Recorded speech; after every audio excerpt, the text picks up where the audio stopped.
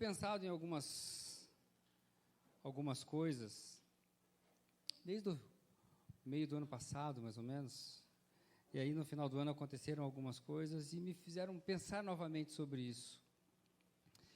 E quando você vira de um ano para o outro, normalmente você fala alguma coisa para algumas pessoas, para as pessoas, sejam elas conhecidos teus ou não, mas normalmente quando você vira o ano, você chega para alguém e fala assim, feliz ano novo. Só eu que faço isso? Não. A gente costuma dizer ainda mais coisas, a gente fala assim, se a gente conhece a pessoa e sabe que o ano que está acabando não foi um ano tão legal para ela, a gente às vezes fala assim, que o próximo ano te traga alegrias. Você já falou isso para alguém? Você já ouviu isso de alguém? Podem concordar, gente, não estou criticando, eu também faço, né? A gente está conversando. Mas são expressões que vieram à minha cabeça quando eu estava estudando para a gente falar hoje. E eu falei, puxa vida, aí você começa a ver um monte de frase assim, mas será que é o ano que vai trazer para mim alguma coisa, ou será que eu que tenho que apresentar algo novo para o ano? Você também deve ter visto essa frase em alguma rede social durante esses períodos. E eu comecei a pensar sobre isso, eu falei, uau, que tal se a Bíblia dissesse alguma coisa em relação a isso para a gente? E eu comecei a pesquisar algumas coisas e tal, e eu cheguei no texto dessa noite. Mas, mais precisamente, eu tive vontade ou, na verdade, eu entendi que Deus estava trabalhando comigo nesse sentido, porque algumas pessoas aqui sabem, o meu sogro teve muito doentinho no final do ano, né? Ficou aí vários dias internado, decorrente de um infarto que ele teve, seguido de outras coisas, enfim, foram 20 dias assim de muita correria, hospital e tal, tudo coisa boa. Mas assim, a forma que eu tive de confortar, entre aspas, o coração dele, foi assim, ele foi internado no dia 28 de dezembro, sem previsão de sair. Saiu dia 8, foi internado dia 9, saiu dia 12, foi internado dia 12, aí saiu dia 17 e não voltou mais, graças a Deus. Mas, enfim, dia 31, 10 horas da noite, eu estava lá no hospital com meu sogro. Ele, né, carece de alguns cuidados e a família tem que estar presente e tal. Então, no dia 31, 10 horas da noite, eu estava lá com meu sogro no hospital. E ele lá, moadinho, sabe? Triste, chateado, porque a família estava reunida na casa dele, pelo menos parte da família, mas ele não podia estar. E eu falei para ele assim, sogrão, é só um calendário, né? Daqui a alguns dias você vai estar em casa. Eu falei isso para ele e essa frase ficou na minha cabeça. Eu falei, uau, é só um calendário. É como virar um mês. Nós temos 12 meses e todos os meses acabam, começam novos e a gente não fala, um feliz mês novo para você.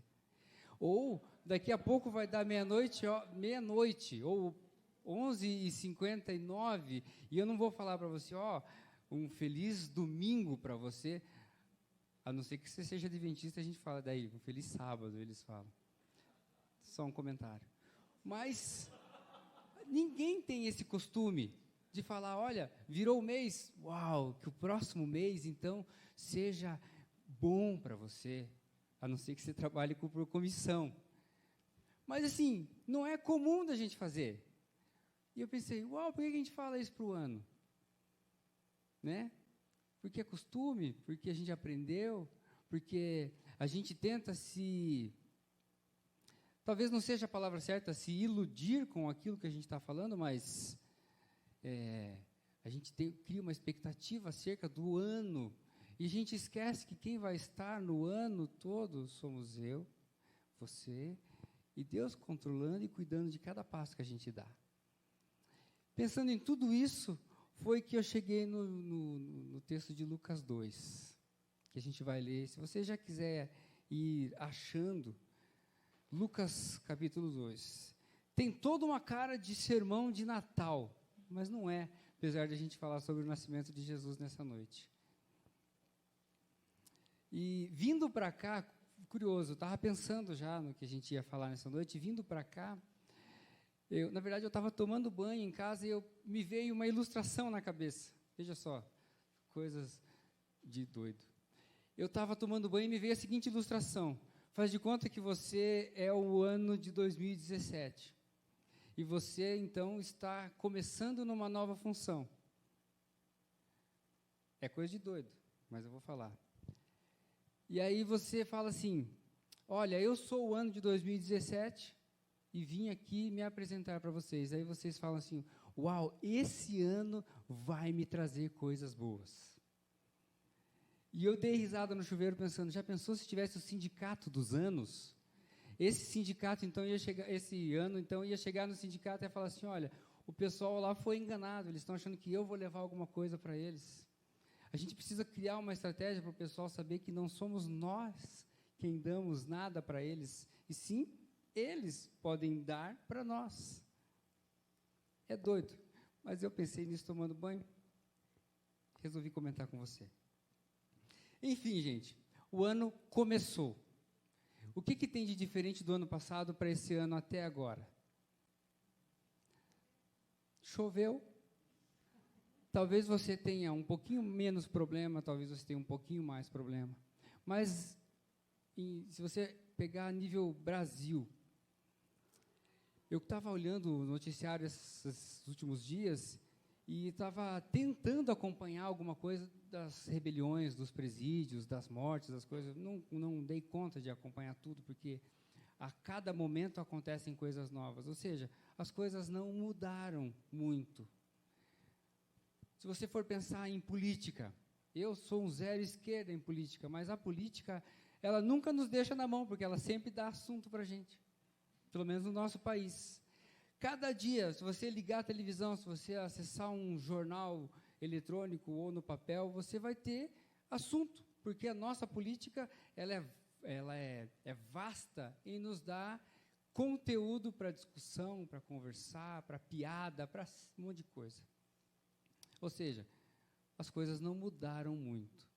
E aí, pensando nesse texto, eu tirei 3 ensinamentos desse texto. A gente vai ler do versículo 1 ao versículo 7.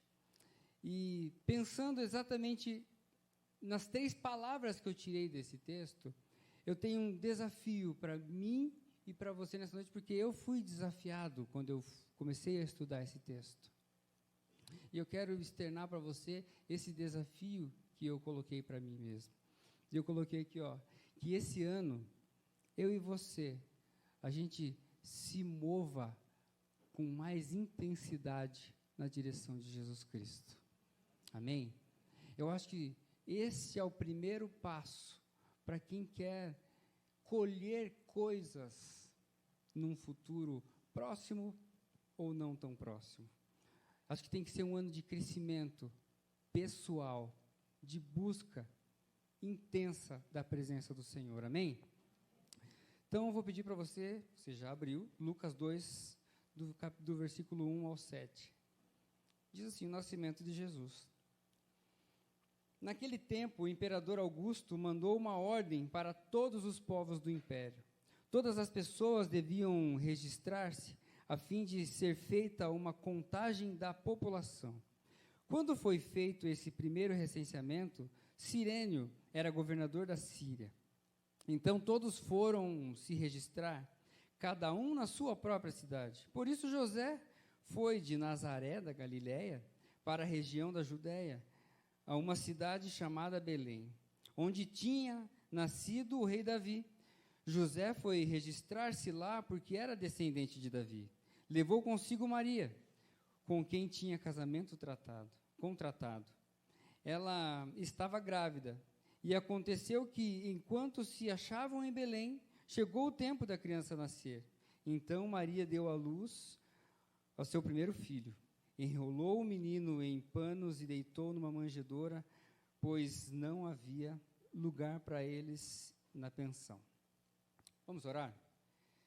Deus, mais uma vez, eu te agradeço, Jesus, pela oportunidade que temos de estar na tua casa E ainda mais, ó Pai, pelo privilégio de poder estudar a Tua palavra. Tua palavra que foi lida. E a Tua palavra que é viva e eficaz, e ela pode transformar a minha vida e a vida das pessoas que estão aqui. Então, Pai, que nessa noite possamos ser, sim, impactados pela Tua presença e pelo poder da Tua palavra. Crendo, ó Pai, que o Senhor pode aplicar em cada um de nós aqui nessa noite a Tua vontade, o Teu querer. E é em Teu nome santo que eu oro. Amém. Amém. Eu raramente, se você está aqui desde que nós recomeçamos com os nossos cultos, eu prego 3 pontos. Mas destes 7 versículos, eu tirei 3 palavras que serão 3 pontos nessa noite. E as 3 palavras, elas podem, sim, transformar ou te ajudar a entender como servir melhor a Deus, não só neste ano, mas daqui para frente e em toda a sua caminhada com Cristo. As palavras são aprendizado, a outra palavra é promessa e a outra palavra é excelência. Com calma, eu vou pedir para você anotar essas 3 palavras, porque ao final deste estudo que nós estamos fazendo, eu quero no meu coração que essas 3 palavras façam sentido na sua vida. Aprender, a promessa do Senhor para a sua vida e excelência na caminhada com Deus.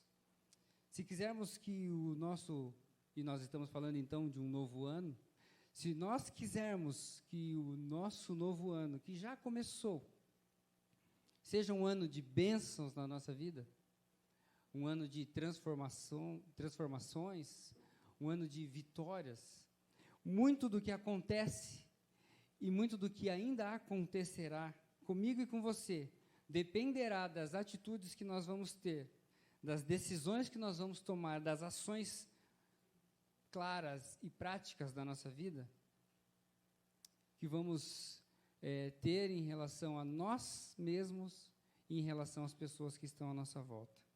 Por isso, o tema dessa mensagem dessa noite é: podemos ser melhores. Amém? Você crê que você pode ser melhor?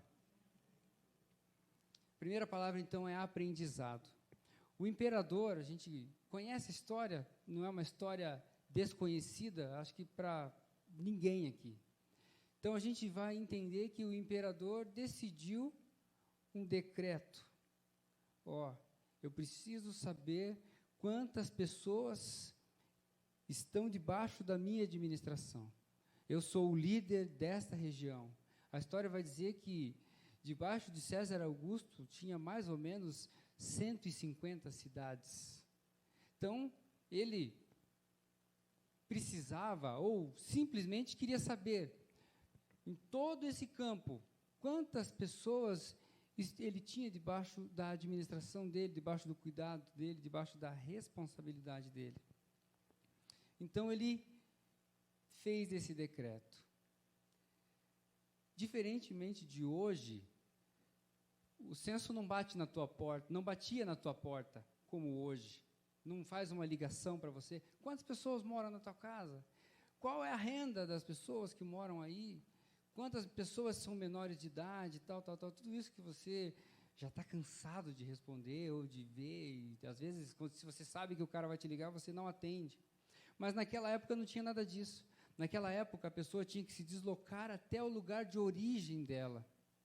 E já existiam determinados cartórios que colhiam esse tipo de informação. E a pessoa tinha que sair de onde estava, independente de onde fosse, se apresentar, dizer como ela vivia, onde ela vivia, quantas pessoas viviam com ela e qual era o momento atual dela naquele lugar onde ela estava. E José fez. E a gente vai, conhecendo a história, a gente vai entender que José, mesmo sem poder, ele foi. Maria, mesmo sem poder, acompanhou o esposo, correndo todos os riscos, né? da situação frágil da qual ela se encontrava, subindo num animal, viajou várias horas. E o que eu aprendo com esta situação? Muitas vezes nós somos obrigados a fazer coisas que nós não queremos. É o primeiro ponto. Nós somos, em muitas vezes, em muitas áreas da nossa vida, obrigados, às vezes por Deus, às vezes por pessoas, às vezes por autoridades, como no caso de José, do governo, obrigados a fazer coisas. Às vezes somos obrigados pelas circunstâncias da vida. Realizar coisas, fazer coisas, falar coisas, viver coisas das quais, se você pudesse escolher, tenho certeza que você não escolheria. Você concorda comigo? Que durante a nossa vida, e eu estou falando aqui para pessoas adultas, nós já vivemos situações das quais, se nós pudéssemos ter escolhido, não teríamos vivido. E talvez, se você for igual a mim, no teu caderno, no livro da tua vida, aquele que você escreve para você, pelo menos que você sonha, algumas páginas você teria pulado. Você não teria vivido aquilo que você escreveu na tua história, porque você teve que escrever, porque você teve que viver. E se você for ainda, como eu, algumas das coisas que você não queria escrever e que você teve que ler, você teve que ler por várias vezes, porque aquilo se repetiu outras vezes, e aquilo te trouxe dor, te trouxe desconforto. Não foi diferente da história de José. Quando a gente fala de aprendizado, a gente está falando em aprender a viver no mundo real. Aprender a viver. Nem todas as coisas são fáceis, nem todas as coisas são flores. Mas um decreto fez com que eles saíssem de onde eles estavam e fossem até outro lugar. Essa semana, eu estava ouvindo uma notícia sobre os Estados Unidos. E me chamou a atenção porque partiu de uma assinatura, partiu de um decreto. Disse que a última ação do presidente Obama foi fazer um decreto abolindo uma lei. Não sei quantos ouviram isso. Nos Estados Unidos, até então, existia uma lei chamada de pé seco, pé molhado. Alguém conhece? Ninguém. Mas não é mentira. Eu ouvi, acho que a fonte é fidedigna. A lei chamava-se pé seco, pé molhado. O que é isso? Era uma lei exclusiva para cubanos nos Estados Unidos. Como que funciona isso? Não importa se ele chegou por terra ou se ele chegou por água, por mar. O cubano chegou nos Estados Unidos, ele tem liberdade, livre acesso. De 6 meses a 1 ano, ele recebe o que a gente conhece como green card. Só por ser cubano. Entrou nos Estados Unidos, de 6 meses a 1 ano, ele tem direito ao green card. De 1 ano a 3 anos, ele tem direito à cidadania americana. Só por ser cubano. Não sei quem criou essa lei, não sei desde quando ela existia, mas disse que o Obama, em sua última ação, ele aboliu essa lei. Não estou dizendo se isso é bom, se isso é ruim, foi uma assinatura, foi um decreto. Na matéria que eu vi, disse que quando essa lei passou a vigorar, os cubanos estavam entraram alguns pela porta dos Estados Unidos, vamos chamar assim, e agora tem uma nova lei, pá, fecha a porta, cubano não entra mais. Agora, cubano é um imigrante como qualquer um outro, é como um mexicano nos Estados Unidos, tão querido lá pelo atual presidente. Cubano não é mais cubano. Cubano é um imigrante qualquer. Tem que passar por todos os processos e talvez nem venha a se tornar um cidadão americano, porque uma lei foi abolida. Um decreto foi assinado pelo atual líder até então. Torna a dizer, não estou dizendo se isso é ruim ou se é ruim, se isso é bom ou se é ruim. Estou dizendo que foi algo que aconteceu recente. E não acontece, não pode mais, não tem mais essa permissão. O que aconteceu? Diz que famílias que estavam entrando ou tinham entrado, um entrou um dia, outro no outro, famílias foram divididas, foram separadas, porque quem conseguiu entrar antes da lei entrar em vigor, teve livre acesso. Da mesma família, pessoas que não puderam ir junto com aquelas, ficaram de fora. E agora talvez nem consigam mais entrar nos Estados Unidos. Você entende o que é um decreto? Você entende a força que tem uma assinatura? Às vezes somos obrigados a passar por situações. Para não falar só dos Estados Unidos, aqui no Brasil, muitos de nós estamos com medo. Será que a gente vai se aposentar? Será que os nossos filhos vão se aposentar? Talvez nem minha mãe e minha sogra, que estão correndo atrás, não vão conseguir. Você vê, uma assinatura, uma decisão, e o povo, como diz meu pai, salta miúdo.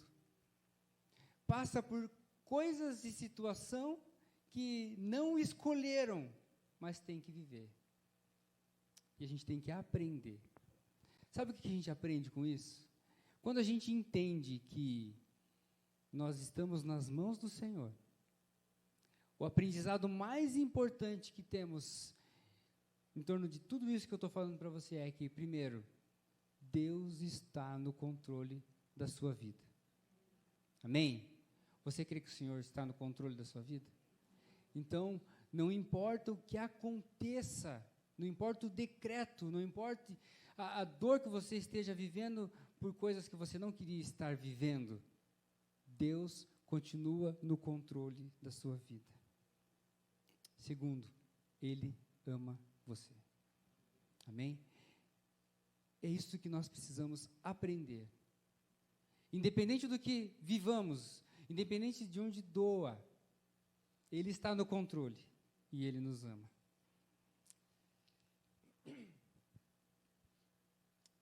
E é muito interessante a gente pensar em aprender, porque muitas das coisas que nós vivemos, como eu disse, a gente não escolhe, mas quase 100% daquelas coisas que somos obrigados a viver e que nos causam dor e causam desconforto, depois que a gente passa por aquilo, a gente olha para trás, a gente descobre que a gente foi modificado. A gente descobre que nós fomos moldados a partir daquilo que nós vivemos. O pastor Nivaldo Nassif, conhecido de alguns, diz assim uma frase, ó: é impossível escapar de todas as tempestades da vida. É impossível. Você não vai conseguir fugir de todas as tempestades da vida. Não há como. Muitas delas nós vamos ter que encarar.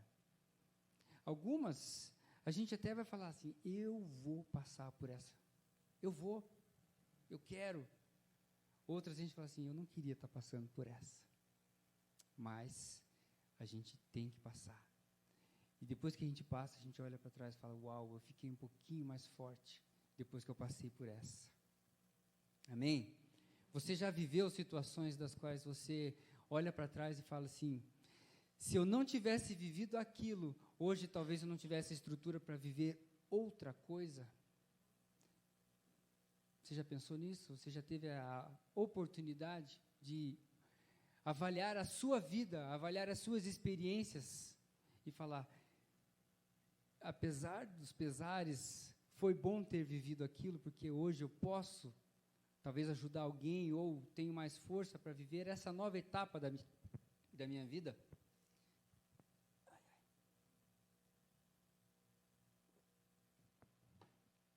Tempestades na nossa vida servem para isso. E eu vou dizer para você, algumas tempestades são naturais. Algumas vão acontecer na tua vida porque tem que acontecer. Outra pode ser o inimigo se levantando contra você. Pode ser o inimigo tentando enfraquecer o teu relacionamento com Deus. Pode ser o inimigo tentando tirar o seu foco de adorar a Deus, de aprender com as coisas de Deus, de querer ser melhor. E às vezes o inimigo planta situações que viram tempestade na nossa vida. Agora, quando nós entendemos que Deus está no controle da nossa vida, nós sabemos que passaremos por todas elas.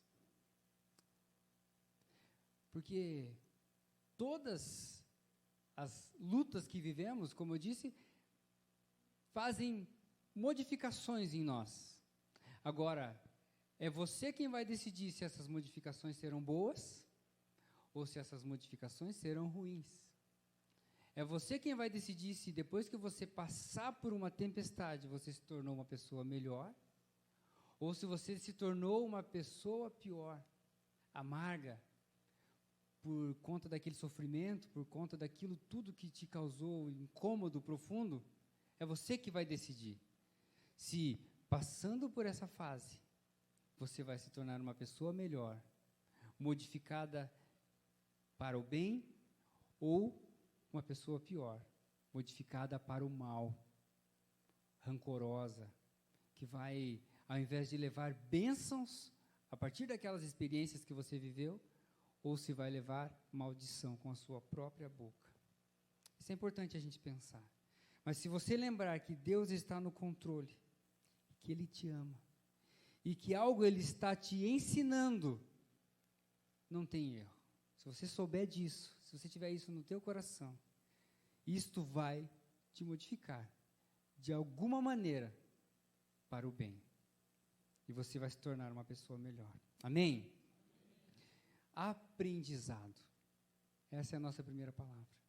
Segunda palavra é promessa.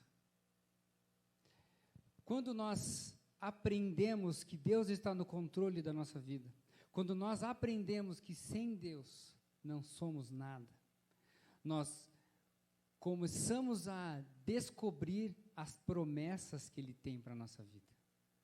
Os nossos olhos se abrem, os nossos corações ficam sensíveis à voz do Senhor. E começamos a viver promessas. Falando do texto que nós lemos, existia uma promessa de que o Salvador nasceria onde? Só para quem sabe agora. Existia uma promessa de que o Salvador nasceria em Belém. Mas onde estavam os pais do Salvador? A quilômetros de distância. Mas existia uma promessa de que o Salvador nasceria em Belém. Só que nesse momento da vida dos pais do Salvador, é uma situação delicada. Maria já grávida, avançada no tempo de gravidez, mas eles entendem que eles precisam estar lá. E ela entende que precisa acompanhar o marido.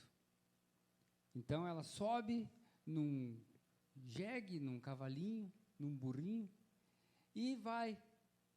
E se a gente for pesquisar acerca da geografia daquela época, não existiam ruas.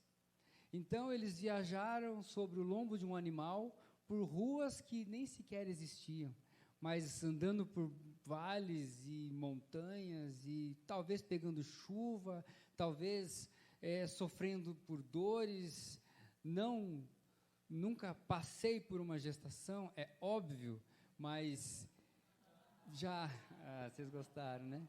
Mas assim, as experiências que nós vivemos próximos, em família, a gente sabe que quando chega em alguns meses, talvez, não vou assustar porque a Elise acabou de chegar, mas talvez quando passa do 6º mês, ou do sétimo mês, algumas coisas, algumas posições que você senta, ou muito tempo numa posição, fica incômodo, né? E eu creio que tudo isso passava pela cabeça daqueles pais de primeira viagem, impossível não passar. E eu creio que eles, com toda essa luta, com todo esse desespero para chegar em tempo, eles estavam muito nervosos e muito preocupados. Mas eu quero falar de José. José, eu acho que ele estava mais preocupado ainda. Porque esse momento do marido, onde ele não está sentindo a dor, ele não está sentindo a pressão, ele não está sabendo exatamente o que está acontecendo, o que ele sabe é que o menino vai nascer. Então, ele não tem noção nenhuma. Então, é a mulher que tem que acalmar o homem. Quase 100% das vezes, quando a esposa vai com o marido ao hospital, é ela que consola o infeliz. Quase 100% das vezes. Mas é verdade. Então, eu creio que... eu digo isso porque eu fui pai com 22 anos. Entendia nada. Era totalmente alheio àquilo que estava acontecendo, apesar de já ter vivido algumas coisas, mas você não está sentindo, você está na expectativa de sair o guri. Eu lembro até hoje, eu comento com algumas pessoas, que talvez seja só comigo, talvez alguns pais que estão aqui vão se identificar. Eu passei 9 meses acompanhando a minha esposa em hospital, nisso e tudo aquilo. Mas sabe quando que eu descobri, pelo menos caiu a ficha, que eu era pai? Quando ela saiu do centro cirúrgico com o menino no meio das pernas, assim, na maca, estava ela para um lado, o piá para o outro, eu falei, uau, agora eu sou pai. É engraçado dizer isso, mas eu passei 9 meses acompanhando ela, e eu só fui descobrir que era pai, quando o menino saiu da porta, assim, plá, o piá, uau, eu sou pai. Você vê? A cabeça do homem funciona dessa forma, pelo menos deste homem que vos fala. Então, eu acho que José estava, assim, apreensivo com aquele momento. Eu preciso arrumar um lugar para esse menino nascer. Eu preciso arrumar um lugar para essa mulher deitar. Eu preciso arrumar um lugar, eu preciso arrumar um lugar, eu preciso arrumar um lugar. E ele estava só desesperado. Mas ele recebeu ali várias negativas. E eu até dei uma adiantada. Eu me empolguei falando do nascimento de Jesus. Mas o que existia para aquele momento era uma promessa. Eles tinham a promessa de que o Salvador ia nascer daquela barriga, era ele que estava ali. E eles se deslocaram então e foram até lá. E a palavra de Deus diz em Números 23, 19, que Deus não é homem para que minta, e nem filho do homem para que se arrependa. Diz mais ainda o versículo, porventura, diria ele, e não faria? Ou falaria, e não confirmaria o que disse? O que disse é por minha conta, não está na Bíblia. Mas existia uma promessa, a palavra de Deus, e ia se cumprir. O que eles precisavam saber é que, naquela noite, nasceria o Salvador. Amém? Aprendizado, promessa. Todas as vezes que nós aprendemos e reconhecemos que Deus é o Senhor e é o Salvador da nossa vida, que Ele está no controle e Ele nos ama, as promessas do Senhor são reveladas a nós. Amém? E a nossa última palavra, tão importante quanto as outras, mas a gente vai gastar talvez um pouquinho mais de tempo nela. Excelência. Aprendizado, promessa e excelência. No texto que a gente leu, a gente vai entender que eles fizeram então essa viagem que eu comentei com vocês. Passando por todos os perigos e por todos os transtornos de uma viagem padrão jegue. Nessa distância que eu não sei ao certo, não sei a duração, não sei se eles foram parando, não sei se eles tiveram que pernoitar em algum lugar. A palavra de Deus não deixa claro isso. A palavra de Deus diz que eles saíram de um lugar, chegaram no outro e lá tiveram todas as dificuldades que a gente conhece. Então José, com todo esse desespero dele, ele começa a bater nas portas. E cada porta que ele bate, ele recebe uma negativa. Não tem vagas. Não há vagas. Não há vagas. E aí a cabeça do homem preocupado com o filho que vai nascer. Eu preciso de um lugar para colocar minha esposa. Eu preciso de um lugar para o meu filho nascer. ele recebe várias negativas, várias negativas. E a maioria daquelas pessoas, a maioria delas foram simplesmente ordinárias. E aí, eu acho interessante a palavra ordinário no nosso dicionário, ela tem um sentido. Mas, historicamente, a gente usa ordinário até como um xingamento de uma pessoa que não vale tanto, de uma pessoa que faz alguma coisa para nós, contra nós. Mas o dicionário não diz que ordinário é um palavrão ou um xingamento. Ordinário é uma coisa comum.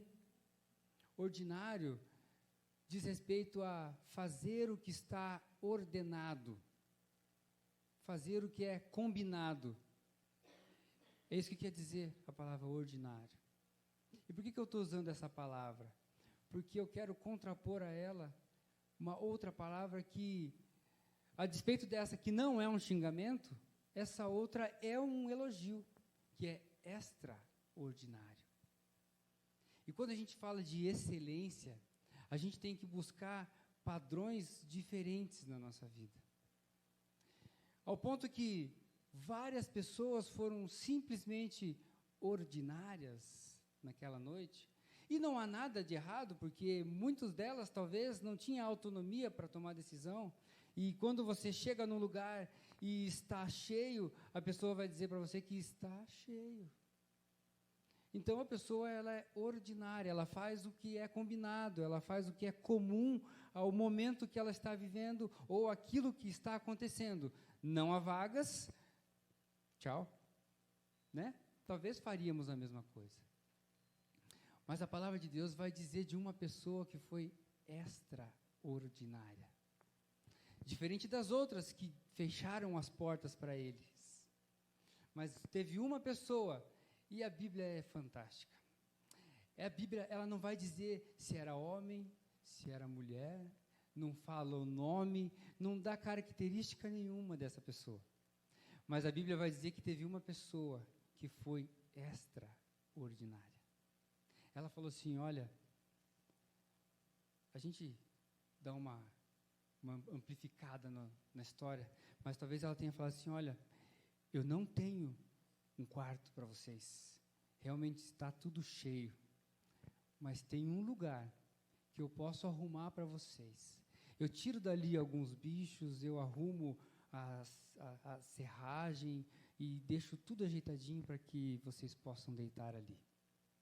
Eu quero pensar dessa forma, que teve uma pessoa, no meio daquele turbilhão de desespero, de sentimentos que eles estavam vivendo, que olhou para eles e falou assim, eu quero ser extraordinário na sua vida.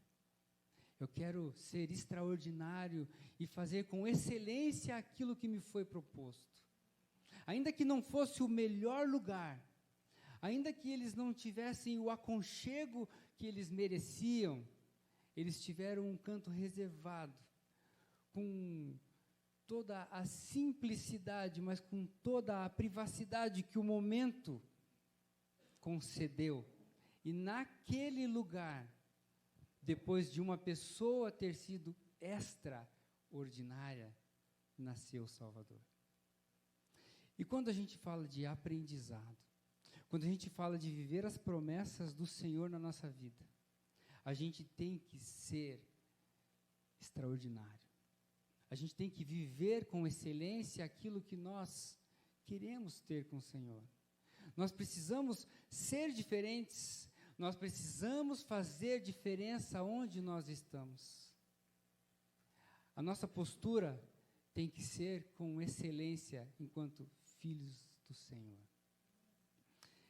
Semana passada, talvez, eu ouvi uma frase, talvez no rádio, talvez na internet, não me lembro, mas a pessoa dizia assim, que é impossível um homem de Deus não resplandecer e não exalar o perfume de Deus.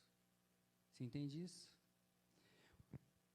É impossível uma pessoa que se diz cristão não viver como um cristão. A pessoa ainda falava mais, ela falava assim: se nós não nos enchermos das coisas de Cristo, como levaremos as coisas de Cristo? De modo que se nós nos enchermos das coisas do mundo, é coisa do mundo que nós vamos carregar onde nós formos. Então, se nós queremos ser cristãos, verdadeiramente cristãos, ser conhecidos como homens e mulheres de Deus, precisamos viver com excelência aquilo que vem do Senhor. Amém? Você concorda com isso? Isso te faz pensar nas coisas que você vive? Isso te faz pensar nas coisas que você faz? Isso me faz pensar nas coisas que eu vivo. Isso me faz pensar nas coisas que eu faço.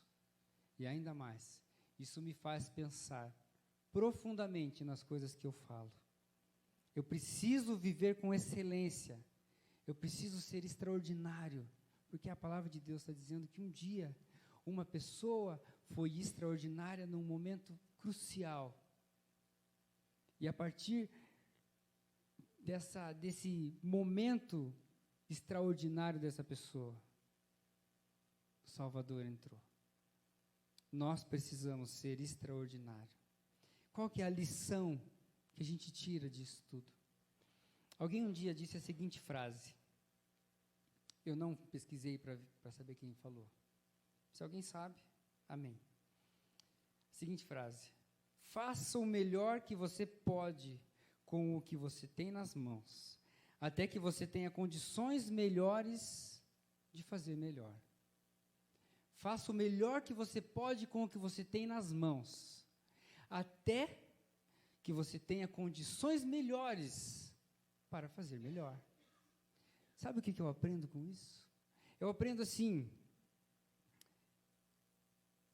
2017 talvez será igual a 2016, 2015, 2014, 1955, sei lá.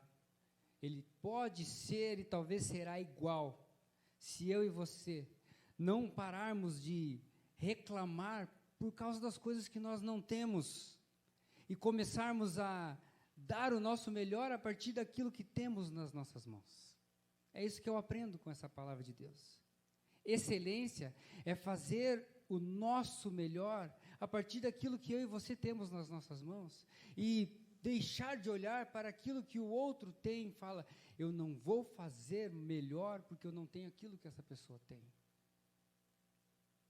A partir do momento que eu penso dessa forma, os meus anos, e a gente está falando então aqui de um ano novo, serão sempre iguais, serão a mesma coisa. Se nós não mudarmos a nossa visão, a nossa ótica acerca das coisas que nós vivemos e das coisas que nós queremos, tudo vai se repetir dia após dia, mês após mês, ano após ano. E talvez a gente vai chegar daqui a 15 anos e vai olhar para trás e falar assim, nada mudou. Eu vivi mais 15 anos e os anos não me trouxeram nada. Trouxeram sim, trouxeram doença, trouxeram cabelo branco, tivemos preocupação, trouxe um monte de coisa. Menos tirar proveito daquilo que você pode dar para você mesmo. Então, quando você fala assim, feliz ano novo, talvez fosse melhor você dizer assim, feliz você mesmo para o próximo ano. Né? Talvez você possa falar assim, olha, que no próximo ano você possa dar para o ano que está vindo mais do que você deu para o ano que acabou. E talvez você vai colher coisas novas, coisas boas, coisas melhores, ou sei lá o que você procura de um ano novo. Mas talvez a gente precisa dar coisas novas aos novos tempos. Concorda comigo? E aí a gente não pode culpar ninguém. Porque se nós estamos vivendo as mesmas coisas a partir das mesmas óticas que sempre tivemos, a culpa é só nossa. A culpa não é de ninguém. E nós aprendemos que nós precisamos viver com excelência. Nós precisamos ser extraordinário. Nós precisamos acreditar em Deus, confiar e, acima de tudo, agradecer pelo que Ele nos deu. Agradecer. Às vezes uma coisa pequena que nós achamos que não tem valor, Deus pega aquilo e transforma em coisa grande na nossa vida. Quer saber com quem que Ele fez isso? Ele fez isso com Moisés. Moisés, quando se apresentou diante de Deus, Deus falou para ele assim, eu vou usar você para libertar o povo. Mas eu não sei fazer isso, eu não tenho nada. E ele falou assim, você tem. O que você tem? Ele falou assim, eu tenho um cajado. Então me dá aqui teu cajado. E sabe o que a gente aprende com isso? Que um cajado de Moisés, na mão de Moisés, faz o quê? Apacenta ovelhas. Né? Cuida dos bichinhos. E às vezes uns ainda fogem, os bichos vêm comer, nem apacentar direito ele consegue. Um cajado de Moisés, na mão de Moisés, é só para cuidar de bicho. O cajado de Deus, porque Moisés deu para Deus o cajado dele. E Deus devolveu para Moisés. Então, o cajado de Deus, nas mãos de Moisés, libertou 3 milhões de pessoas. O cajado de Deus nas mãos de Moisés levou o povo por todo aquele deserto. Libertou muita gente. Abriu o mar, tirou a água da parede, virou cobra, tornou a virar pau. O cajado de Deus nas mãos de Moisés faz milagres. Qual que é o segredo? O segredo é a gente confiar ao Senhor aquilo que nós temos. Sabe de outra história que teve? Jesus com os discípulos. Jesus fala para os discípulos assim, ó, a gente precisa dar de comer para as pessoas que estão aqui. Mas, mestre, a gente não consegue, a gente não tem. E a história vai revelar para nós aqui que Jesus só precisa de um pouquinho. Era como se Jesus tivesse falado assim, eu só preciso de um pouquinho dos meus discípulos. Eu só preciso de um pouquinho. E um pouquinho que vocês me derem, eu posso fazer grandes coisas. E nós aprendemos que tudo que Ele precisa de mim e de você é um pouquinho. E se você olhar na tua vida, sempre tem um pouquinho a mais que você pode dar para Deus. Sempre tem um pouquinho a mais que você pode colocar nas mãos de Deus. E a partir desse pouquinho, Ele pode fazer grandes coisas na sua vida, na vida da sua família e no ambiente onde você vive. Com 5 pães e 2 peixinhos, Ele alimentou milhares e milhares de pessoas. A Bíblia vai dizer em 5 milhões de homens, ou 3 milhões de homens, 5 mil homens, 5 mil homens, tirando homens e crianças, tirando mulheres e crianças. Se você imaginar que para cada homem, talvez uma mulher, mas para cada família, então, pelo menos uns 4 filhos, você faz ideia quantas pessoas? 5 pães e 2 peixinhos na mão de Jesus vira milagre. E a grande lição que nós tiramos desse estudo é que eu e você podemos sim ser excelentes. Eu e você podemos ser extraordinários lá onde nós vivemos. Nós podemos ser extraordinários como marido e mulher. Nós podemos ser extraordinários como pais, como filhos, como irmãos. Nós podemos ser excelentes, extraordinários como funcionários, como patrões, como pessoas. Nós podemos ser extraordinários como cristãos. Onde nós estamos, nós podemos fazer diferença. Onde nós vivemos, nós podemos fazer com que as pessoas vejam a luz do Senhor brilhando em nós. Não porque nós merecemos, pelo contrário, a gente não merece. A gente não merece.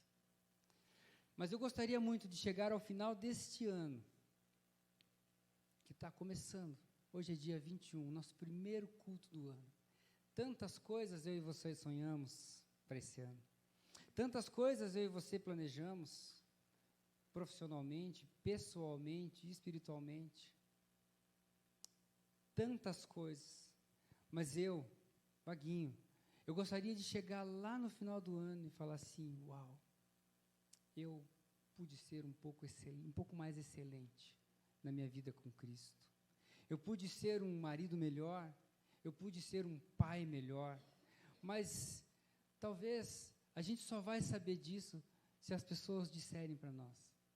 E já pensou se você encontra um amigo teu no final do ano e fala assim, uau, esse ano você fez uma coisa que mudou a minha vida, você foi extraordinário na minha vida.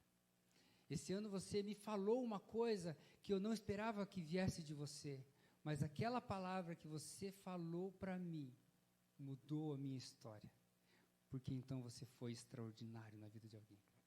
Você foi excelente na vida de alguém. E aquilo que Cristo espera de mim e de você, a gente conseguiu fazer um pouco. Amém? E era isso que a gente tinha para estudar nessa noite. Aprender que Deus é o Senhor da nossa vida. Crer que Ele nos ama e, apesar de tudo que a gente viva, apesar das lutas que você vive no teu trabalho, aquelas pessoas que te incomodam, que puxam o teu tapete ou que querem tomar o seu lugar, o que a gente precisa saber é que Deus está no controle da nossa vida, Ele nos ama. E se Ele está permitindo isso, é porque depois que a gente passar disso, a gente vai estar fortalecido. Mas também existem as promessas. E eu acho muito gostoso ler algumas coisas. E eu, ouvindo, na verdade, essa frase eu estava ouvindo sobre Martim Lutero. Martim Lutero, ele vivia como se a cada dia Jesus fosse voltar. Naquele dia. Ele vivia intensamente. E ele tinha uma frase que dizia assim, eu vivo como se Cristo tivesse morrido ontem, ressuscitado hoje, e fosse voltar amanhã. Ele vivia assim. Diz a história que todas as manhãs ele acordava e ele abria a janela da sua casa, do seu canto de oração, e ele olhava para fora e ele fazia a sua oração e falava, Deus, é hoje que o Senhor volta? Ele vivia na expectativa de que o Senhor voltasse naquele dia. Então ele vivia para servir ao Senhor em todo o tempo. E eu creio que quando a gente fala de promessas do Senhor, é disso que a gente tem que falar. Independente de coisas que Ele pode nos dar, a palavra de Deus diz que um dia Ele virá para nos buscar. Será que é hoje? Será que é amanhã? Será que todas as manhãs a gente pensa nisso? Será que Jesus volta hoje? E aí fica uma pergunta, se Ele voltar, como que você está? Martim Lutero, ele vivia com essa intenção de servir e adorar ao Senhor todos os dias. Ele esperava pelo Senhor. Mas também, este ano, a gente pode se tornar uma pessoa mais excelente. A gente pode se tornar uma pessoa extraordinária. Eu não sei como que essa palavra chega no seu coração. Eu não sei. Mas eu vou pedir para a Gi chegar ao teclado e ela vai tocar uma música para a gente. E enquanto ela está tocando, eu queria que você pensasse em tudo isso que foi falado aqui. Se você se identifica ou não com alguma dessas palavras, qual que é o momento de vida que você está vivendo? Se você está vivendo dores profundas e ainda não entende que isso, e ainda não conseguiu entender que você precisa aprender alguma coisa em relação a isso.